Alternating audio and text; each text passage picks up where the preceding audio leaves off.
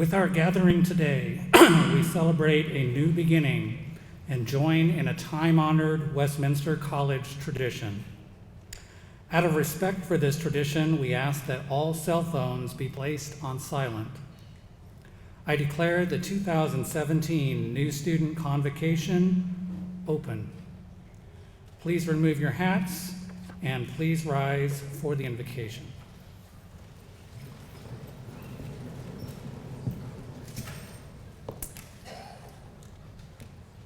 God of all hope and truth, we stand on the edge of so much that is new. A new year, a new opportunity for knowledge and growth. For some of us, a new community, a new home. We are poised at the beginning of this journey and we seek your spirit. We seek your spirit and your presence because in a world where there is much suffering, we yearn for your compassion and your justice. In a world where there is much fear, we seek your moral courage. In a world full of false promises and easy answers, we strive for critical thinking, for discovery and new insight. Grant, O God, that we gathered in this place dedicated to the pursuit of knowledge may find and cultivate these gifts: compassion, justice, courage, and intellectual rigor in our common life together as a community. We pray these things in the name of all that is sacred, all that is holy. Amen. You may be seated.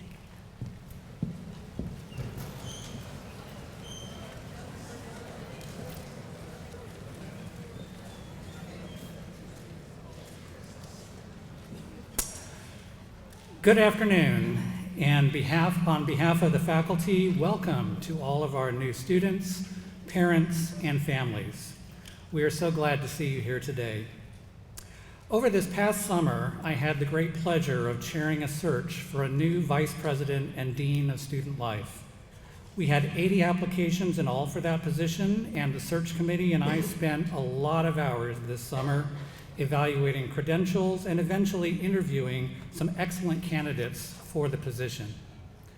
But in the end, there was one candidate who really stood out to us, not only for his background, but also for his ability to connect with people and for his ability to articulate a vision and purpose for student life in the overall educational development of our students.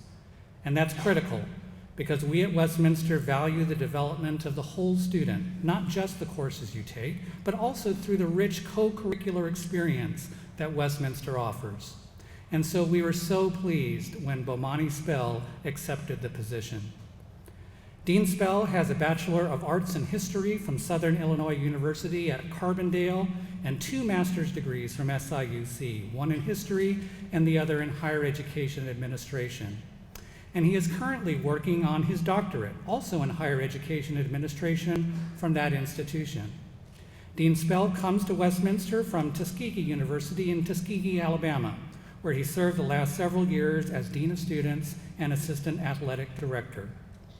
Those of you who are athletes will especially appreciate the fact that Dean Spell played D1 college football at SIUC. We'll just say he did that back in the day. He is married to his college sweetheart, Heather, who is an industrial engineer and project manager for an environmental firm. They have 4 kids, 2 girls, Demetra and Skyla, and 2 boys, John, and I really love the name of the other son, David.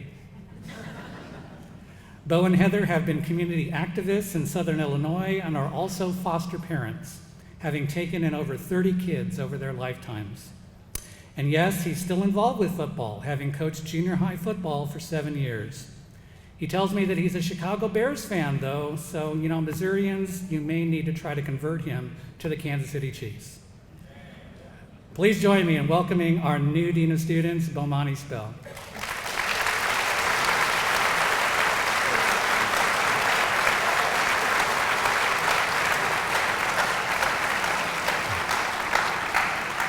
Thank you very much. David, you're far too kind. Those are very nice words. You made me sound very important, so thank you. Welcome, everyone. Welcome, and thank you for the round of applause. What a time to be a Blue Jay, everyone. What do you think, huh? Very impressive, right? Very impressive. Well, good afternoon. As you know, I'm Bomani Spell. I am the new Vice President / Dean of Student Life. As we are both new here to campus, we will grow together and we will experience everything together as a tight-knit family. First, let me congratulate each and every one of you for choosing wisely. You chose Westminster, which has a rich tradition of producing the best and the brightest minds worldwide. We have produced Army and Air Force generals, political leaders, award-winning authors, Supreme Court justices, opera singers, inventors, university chancellors, and a host of other influential people who have walked through the exact same columns as you. As students, you have made the first decision to map your road to greatness. This historic campus has had the pleasure of hosting several presidents, foreign dignitaries, entrepreneurs, scientists, playwrights, and other globally influential people. Westminster is not a part of history, but the center of history. I encourage each of you to take advantage of all that Westminster has to offer. Enjoy cheering and celebrating our banner-winning athletic teams. Take advantage and participate in our intramural teams. Find a club or organization that fits your personality. Westminster has over 50 campus organizations. Become involved in student government. Make your voice heard. And matter of fact, make your voice heard to my office and to the rest of campus. Meet a new friend and develop a different appreciation of a different culture of race, ethnicity on campus. Explore becoming a member of our Greek fraternity or sorority system. This is your campus. This is your experience. It is incumbent upon you to make the best of it. I and my office will assist you in all your endeavors in maximizing your Westminster experience. And here's a bit of advice. Do not let college be too daunting. Do not take everything too serious. Whereas college is a serious endeavor that will require your direct and full attention, you will grow here. You will find yourself here. You will discover your passions. You will discover love and maybe even heartbreak. You will have both good times and challenges in college. But most importantly, you will discover that you are Westminster and Westminster is you. Your collegiate experience will only be as good as you make it. So study hard, meet new people, party within reason, and grow into the person as God has meant for you to become. Now at this time, I would like to introduce you to other members of the platform party. Many of them will play key roles in making Westminster a life-changing experience for you. So, first, on my far right is Reverend Jamie Haskins, our chaplain of the college, instructor of religious studies. To the other side of her is Dr. Calvin Smith, our interim vice president in enrollment and associate vice president and director of international missions. And moving to the other side of the lantern is, at my left, is Dr. Carolyn Perry, our acting president of the college. Next to Dr. Perry is our special guest, so listen very closely to what he has to say because he was in your shoes at one point. It's Derick Dailey, class of 2011, who is our convocation speaker today. To Derick's left is the marshal of the college and associate vice president and associate dean of the faculty, Dr. David Jones.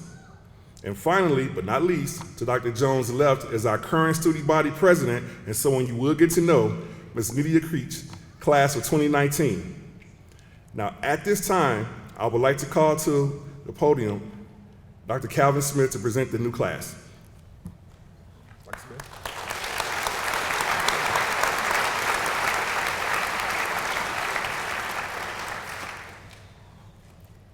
On behalf of Westminster College, I have the privilege and honor of presenting the 166th entering class to the Westminster community. This new group of 216 young men and women exemplifies the intelligence, integrity, and diversity of those who have come before them. The newest members of the Westminster community truly embody the Westminster mission, and they will be the world changers for the next generation. This group, who represents 12 states and 7 countries, have chosen to join the community of scholars that make Westminster College one of America's most respected undergraduate colleges. I want to give a special recognition to the student who made the first commitment to be a member of the Westminster class of 2021, Jordan Millam from Wentzville, Missouri.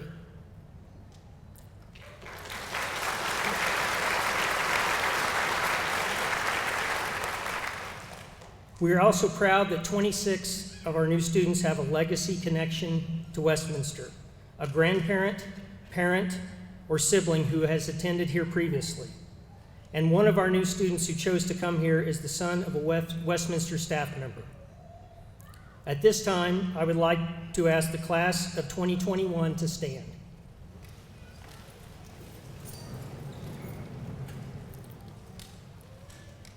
Dr. Perry and the greater Westminster community, I am proud to present the 166th entering class of Westminster College.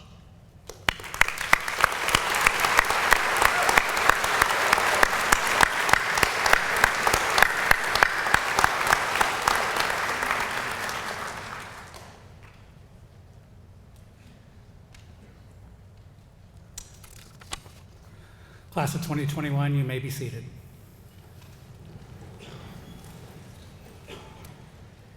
It is now my pleasure to introduce to you my boss, my mentor, and my friend, the acting president of Westminster College, Dr. Carolyn Perry.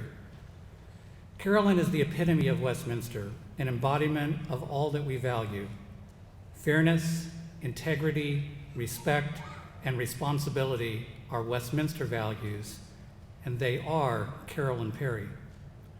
From her early days at Westminster as a professor of English to her current roles, Carolyn has always inspired students and the faculty and staff that she works with. This is her 27th year at Westminster, and at this point, we could not imagine a Westminster without her grace, her presence, her resilience, and her drive to make Westminster a better place for students, faculty, staff, and alumni. Please join me in welcoming to the podium the acting president of Westminster College, Dr. Carolyn Perry.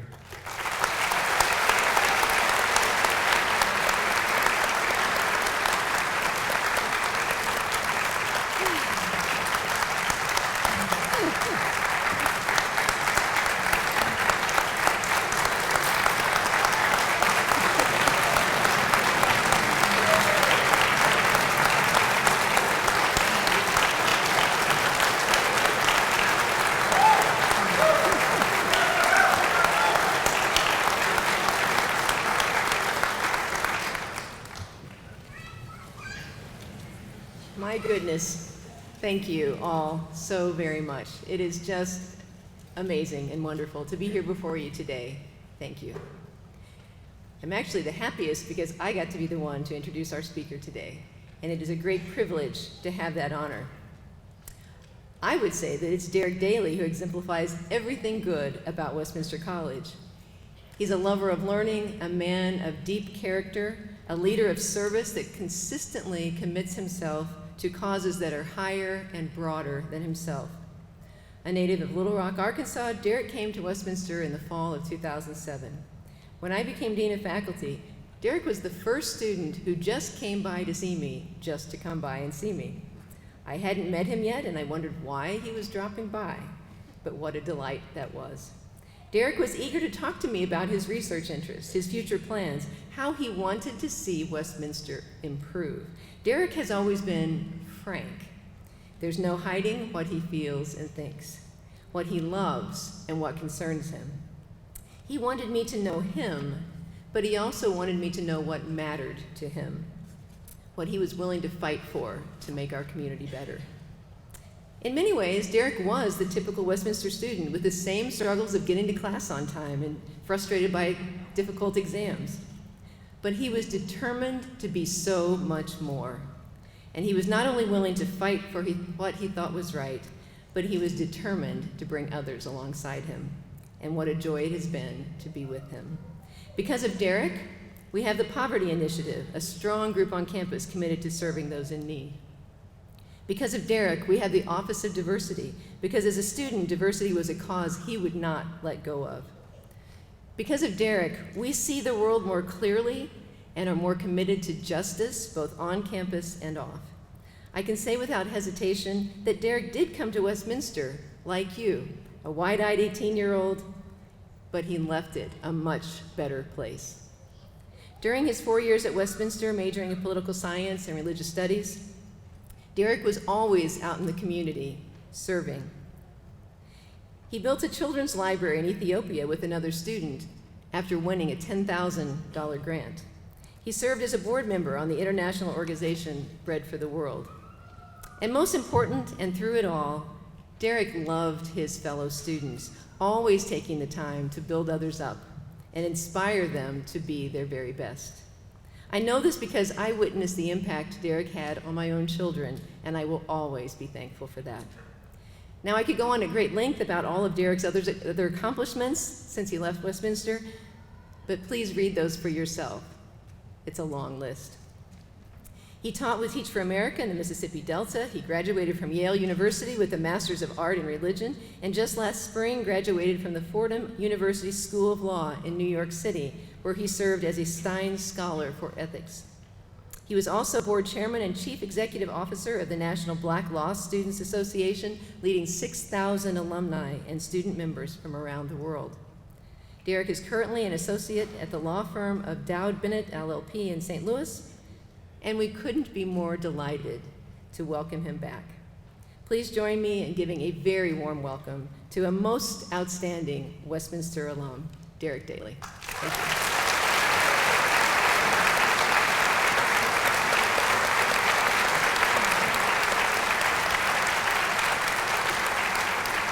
Let's hear it for Dean Perry one more time. Acting President Perry. And for the Blue Jay Nation, let's hear it.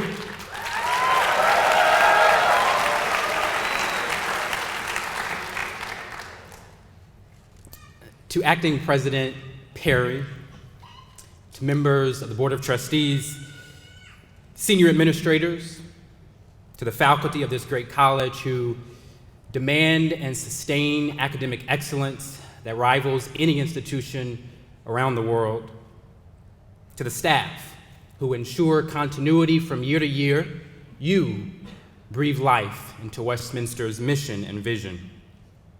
To parents, grandparents, uncles, aunts, cousins, siblings, my grandmother would say to Lottie Dottie and everybody, it is really good to be here.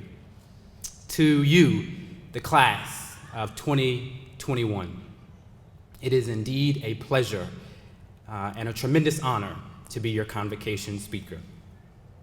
It feels really good to be back home.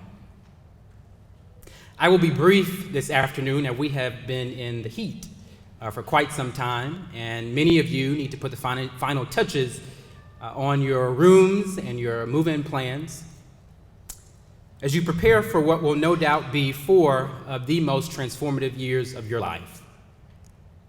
But before you get to all of that, I want to talk to you for just a few moments about imagining greater.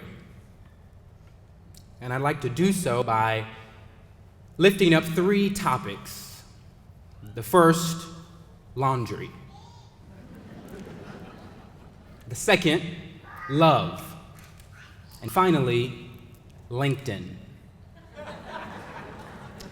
Now, I know these topics will seem obscure at first, but I promise you, class of 2021, by the end of this address, my hope is for this to all hang together nicely. There should be no doubt in your minds that the most fundamental principles that you must master before you enter into the world of Westminster, and indeed, in order to be successful here, are first, you must never, ever mix your white clothes with your colored clothes. Second, don't dry them too long. And finally, fold your clothes right away.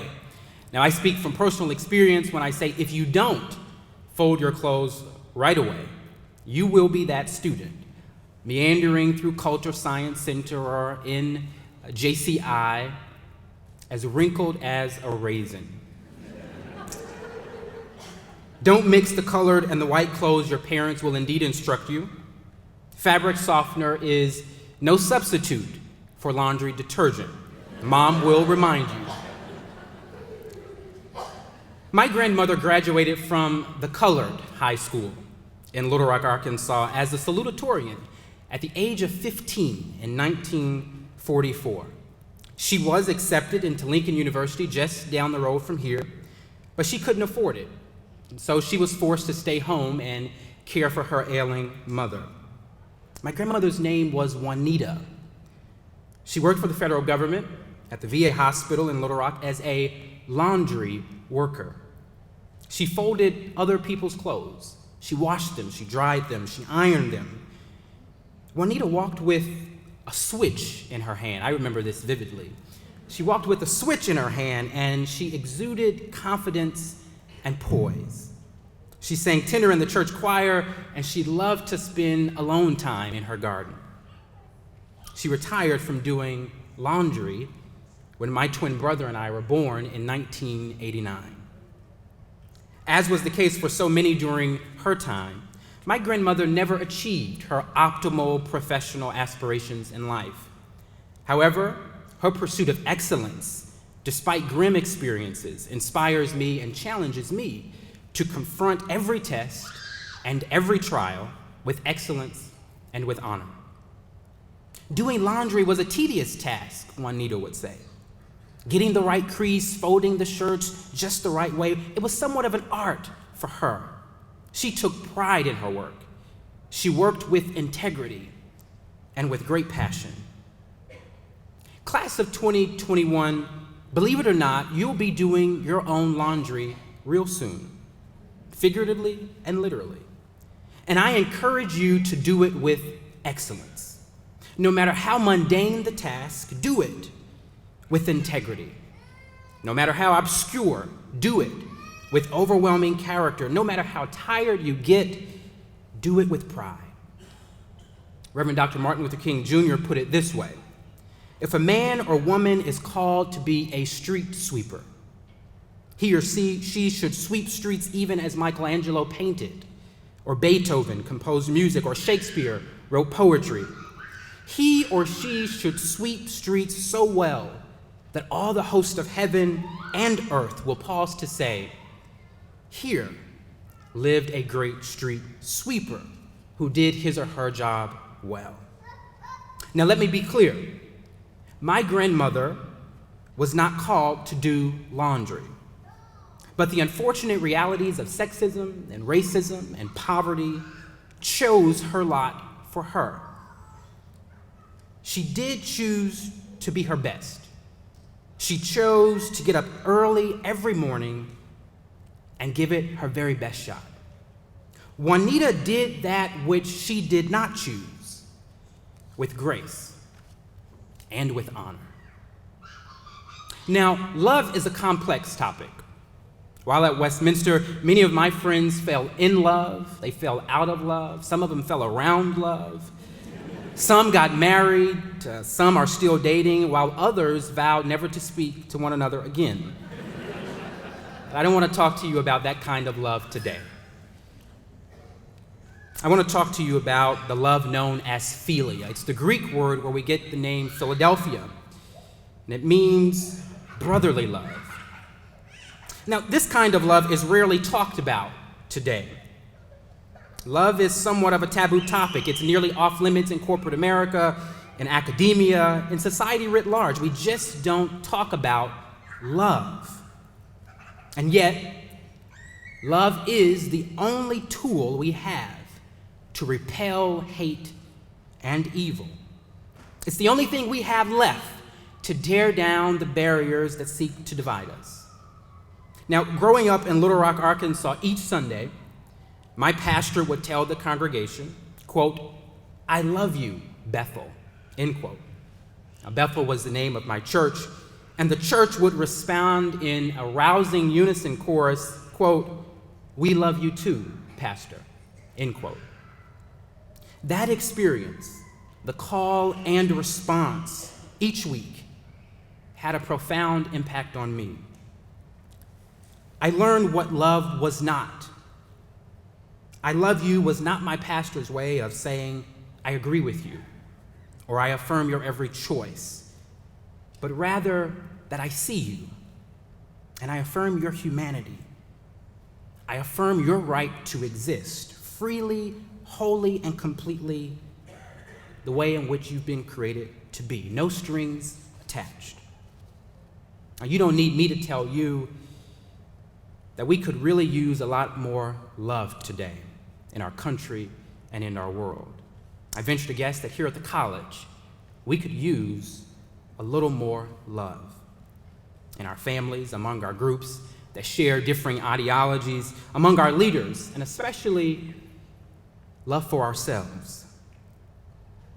Dr. King taught us that darkness cannot drive out darkness. Only light can do that. In the same way, he says hate cannot drive out hate.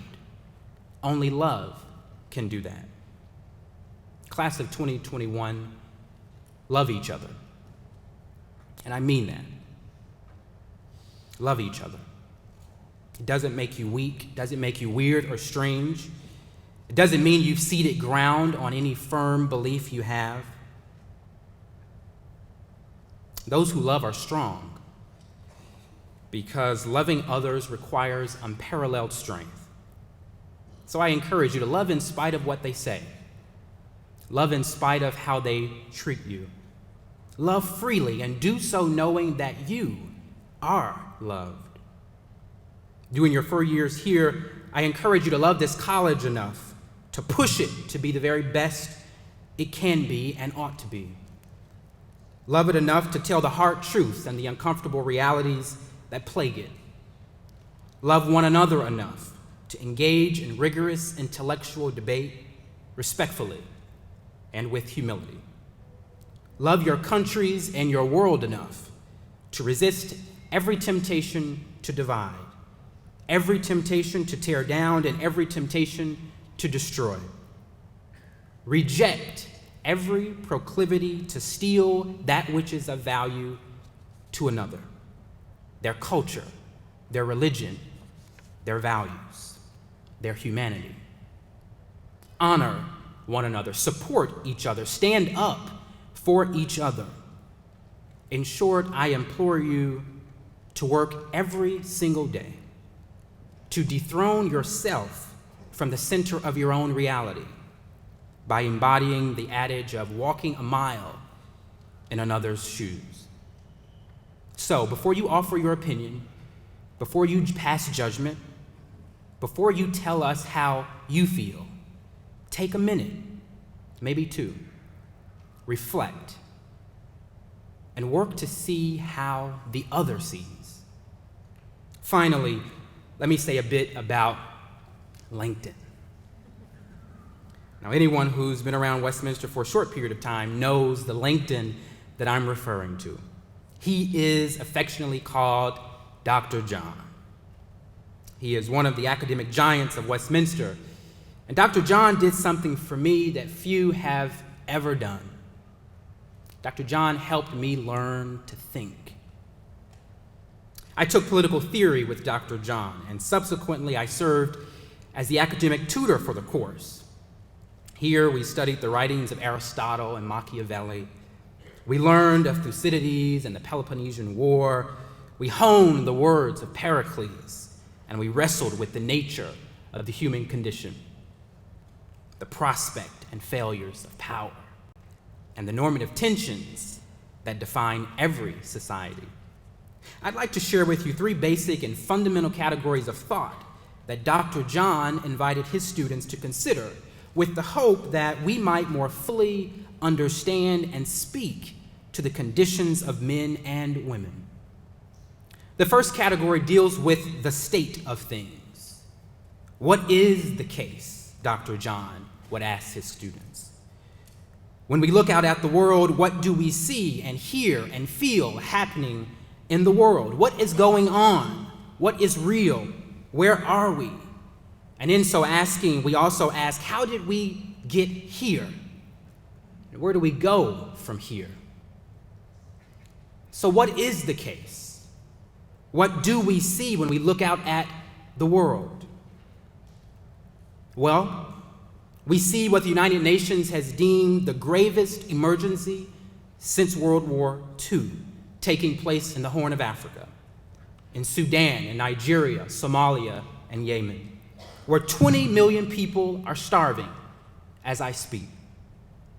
We see a Korean peninsula at the brink of war. Regional governing bodies are falling apart. And 1 week ago today, our country reached a low ebb yet again. Racist, neo-Nazi, white nationalists, and supremacists reared the ugliness of their ideology in Charlottesville, Virginia, killing an innocent young woman and wounding dozens. We witnessed a government slow and timid to denounce hate and call it by name. We have witnessed the ways in which sexism and racism continue to show themselves in our boardrooms, courtrooms, and classrooms. Class of 2021, be mindful of the subtle ways in which evil takes root. But we also witnessed young people like you standing together in cities and small towns around the country, reaffirming their commitment to justice and to equality.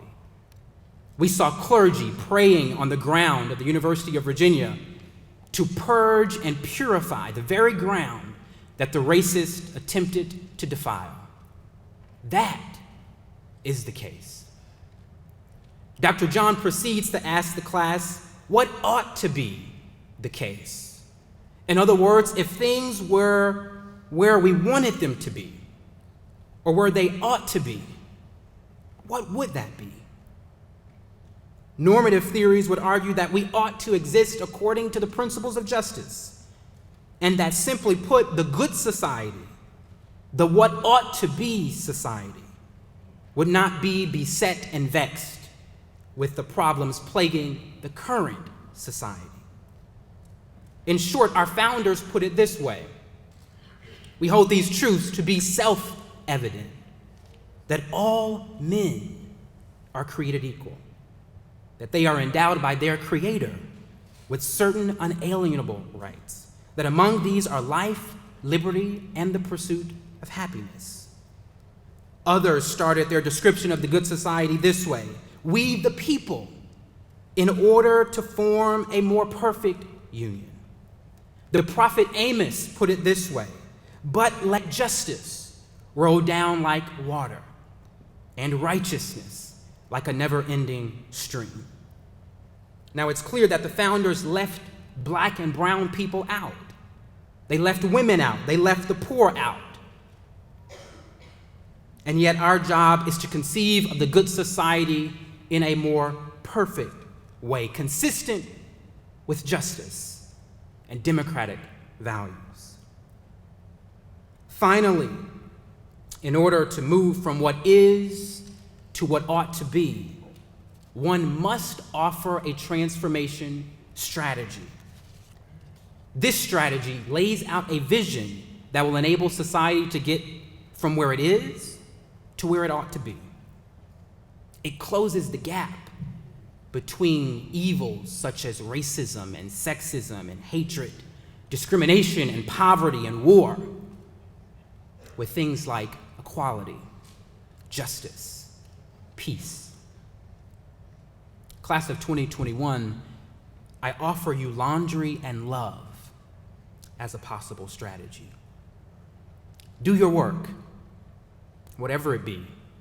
Do it with integrity, with courage, and with grace. Love your brother and your sister. Love the stranger in your midst. Honor them with a kind word and a tempered tongue. I leave you with the words of a young Kenyan-born Somali poet laureate of London, Warsan Shire. He said, quote, I've been praying, and these are what my prayers look like. Dear God, I come from two countries.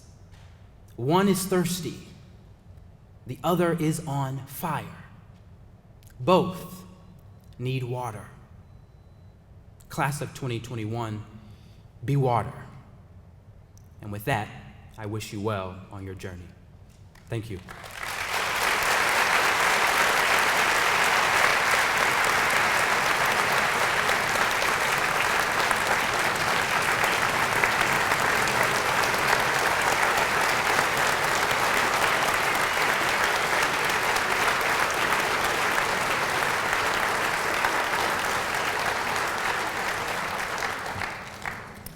Derick, on behalf of everyone here today, thank you for taking the time out of your schedule to continue to give back to the campus that gave so much to you. The confidence of your words speaks highly about our institution and the groundwork that goes into each student to prepare us for the lives of success after the columns. Thank you. To those who just walked through the columns, let me be the first student to say, welcome to Westminster. We, your peers, are excited to open the gates of our home and invite you to leave your mark here in Fulton, like the thousands who sat in these chairs before you.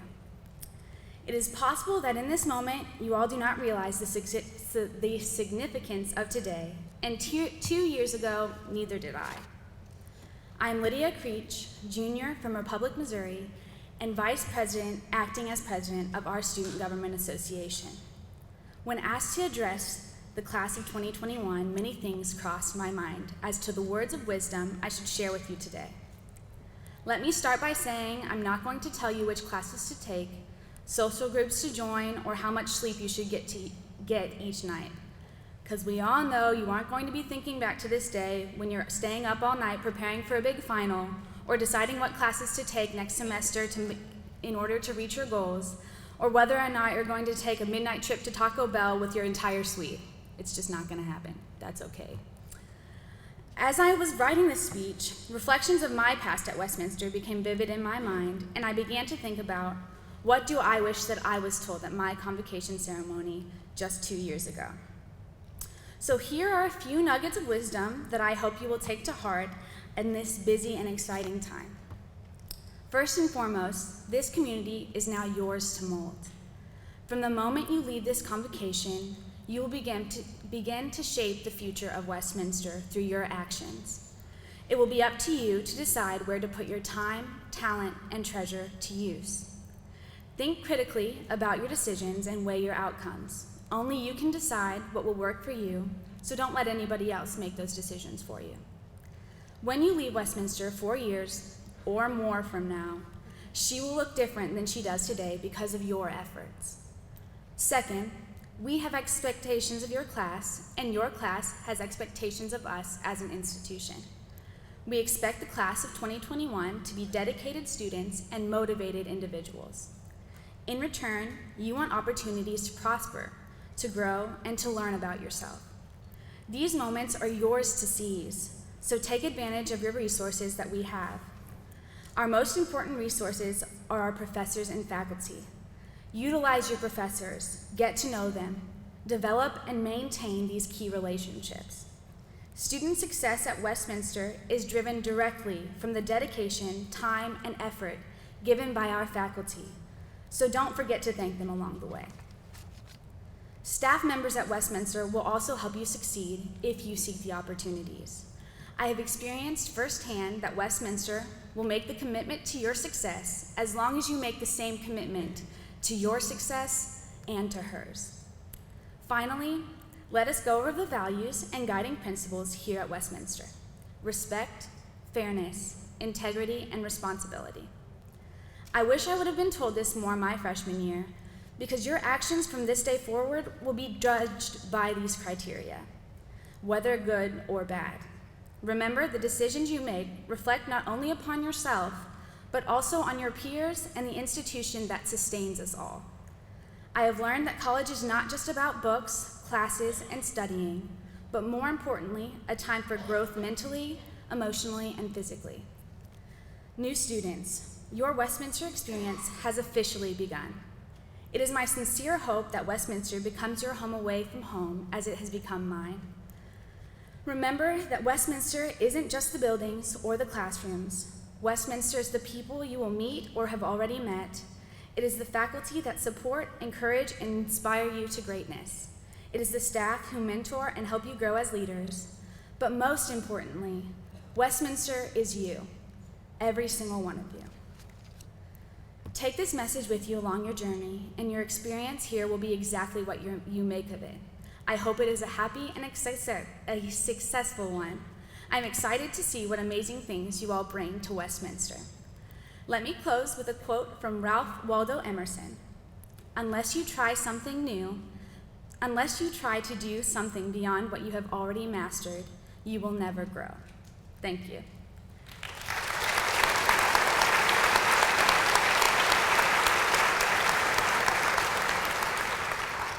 Next, if you will turn to your attention to the screen above me, we want to give you a taste of the transformational journey that lies ahead of you with the video entitled, The Power and Purpose.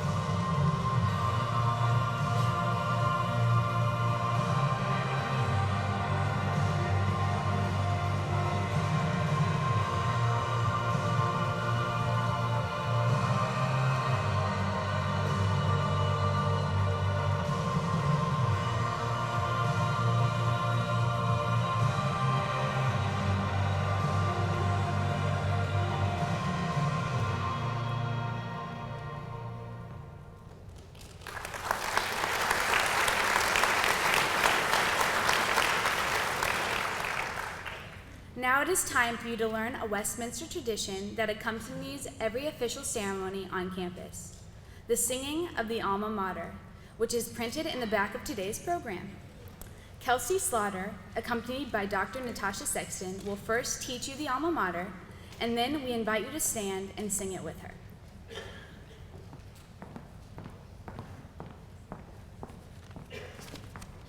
Good afternoon.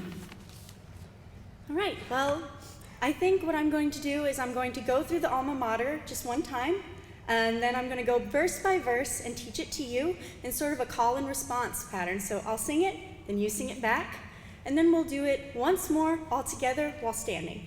All right?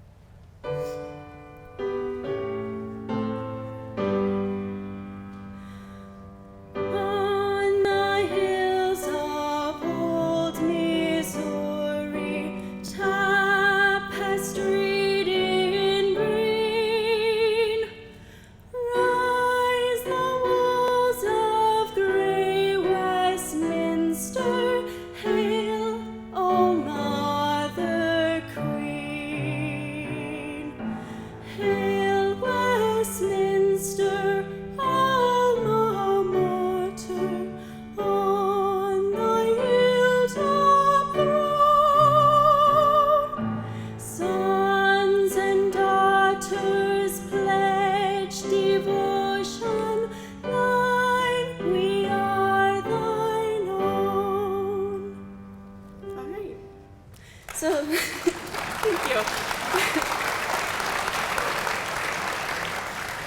So I'll teach you the first verse, and then you can sing it back to me. On the hills of old Missouri, tapestried in green. Now it's your turn. On the hills of old Missouri, tapestried in green, rise the walls of gray Westminster. Hail, O Mother Queen. Rise the walls of gray Westminster. Hail, O Mother Queen. Hail Westminster, alma mater, on thy hilltop throne. Hail Westminster, alma mater, on thy hilltop throne. Sons and daughters pledge devotion thine, we are thine own. Sons and daughters pledge devotion thine, we are thine own. Okay, can I ask you to stand with me and we'll sing it all together?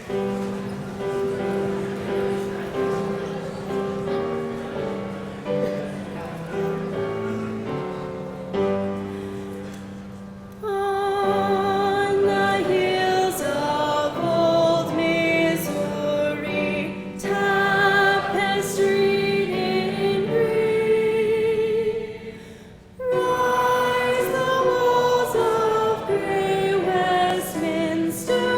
Hail, O Mother Queen. Hail Westminster, alma mater, on thy hilltop throne.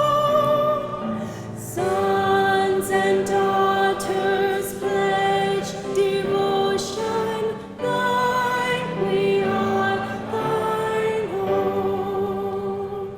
Very good, everyone.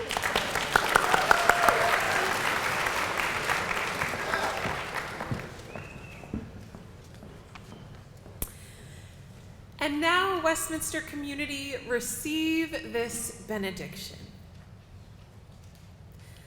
Go out into this day, this year, this world in peace, to love and serve a creation in desperate need of care. May you have the courage required to be a mind reaching to the boundaries, a hand stretching out, and a voice speaking up. May you hold fast to what is true, what is good, what is just. May you strengthen the faint-hearted. May you always strive to support the weak and help the suffering. And may each of you find the grace within you to honor all people, to celebrate the vibrant and pulsing diversity of those gathered here. May you remember the places from which you came, strive for beauty and knowledge and justice, and leave this community a better place. A better place because you were a part of it. Go forth now wrapped in God's grace, God's peace, and God's justice. Amen.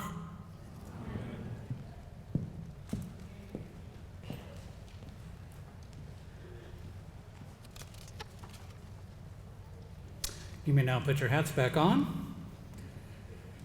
Please remain in your seats until the platform party and all students and faculty have exited the auditorium. Platform party will proceed first, followed by the faculty, and then our students. Family members and friends may then exit and rejoin students in front of Champ Auditorium. I would like to remind all parents, other family members, and friends that we are holding a reception with light refreshments outside on Latshaw Plaza immediately after this ceremony. This hour provides you with an opportunity for a final goodbye before leaving campus so the members of this class can begin their educational journey. I now declare this convocation closed.